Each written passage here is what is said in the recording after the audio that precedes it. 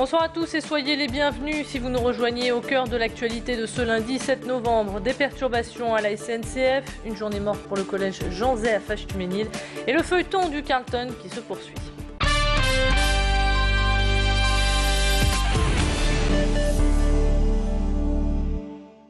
Nouvelle perturbation donc à la SNCF à partir de ce soir 20 h. Un préavis de grève a été déposé par les syndicats pour dénoncer les conditions sociales des cheminots. Les prévisions font état d'un trafic faiblement perturbé, à savoir pour les TER 3 trains sur 4, pour les TER GV 1 train sur 2. Circulation normale pour les TGV Nord, Eurostar et Thalys. Même chose pour les TGV province-province à l'exception du Besançon-Lille qui est supprimé. Deux numéros de téléphone sont à votre disposition. Pour les TER, il faudra composer le 0800 54 54 57 et pour les grandes lignes le 0805 90 36 35. Sachez que ce mouvement devrait durer jusqu'à mercredi matin 8 h. Journée morte au collège Jean Zay à Fâche-Tuménil. Les parents et professeurs sont toujours en colère. Ils dénoncent un manque d'encadrement des élèves. Depuis plusieurs mois, ils réclament au rectorat un principal à temps plein, car il est actuellement partagé avec le collège Mermoz.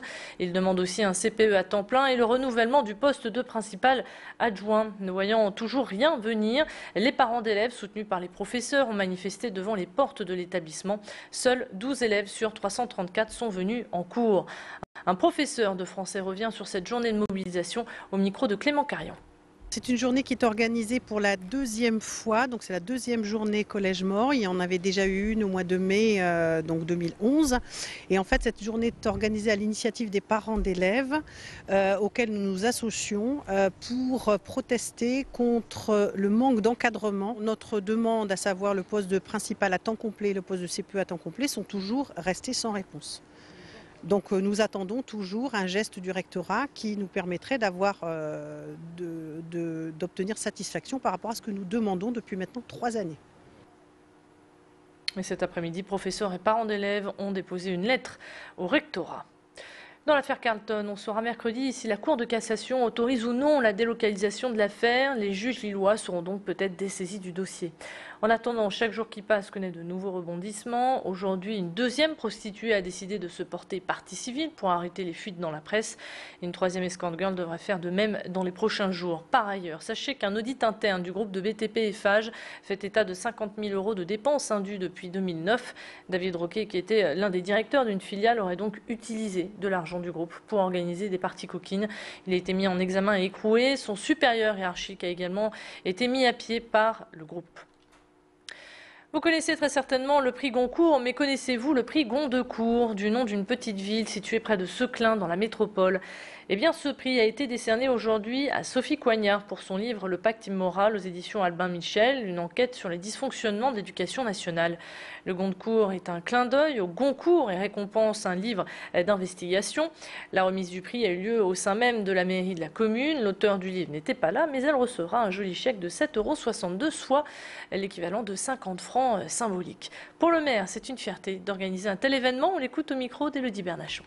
C'est une fierté, ça concourt aussi à la renommée du village et puis permettre chaque année d'avoir une couverture médiatique pour faire connaître d'une part ce prix et puis surtout la commune. Oui, c'est surprenant, mais il faut aussi un peu d'audace et puis un peu bousculer toutes les habitudes.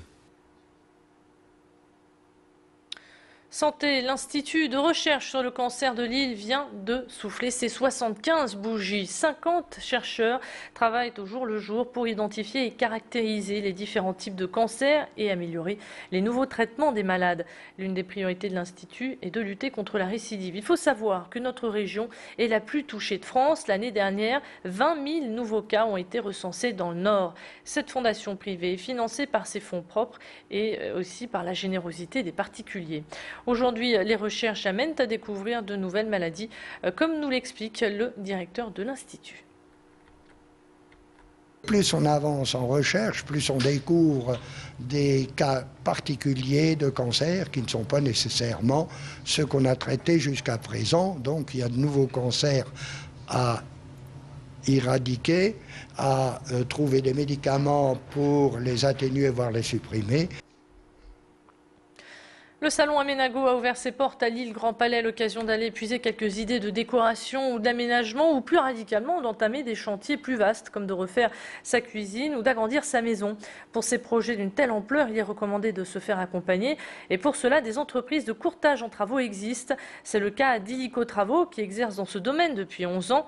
Elle met en relation les particuliers avec des entreprises labellisées, donc fiables, pour éviter tout simplement les mauvaises surprises. Explication supplémentaire avec Mathieu Mollet. Illico Travaux, déjà, c'est un réseau national, un réseau de courtage en travaux qui existe depuis 11 ans. Donc on n'est pas des courtiers en travaux tout seuls dans notre coin.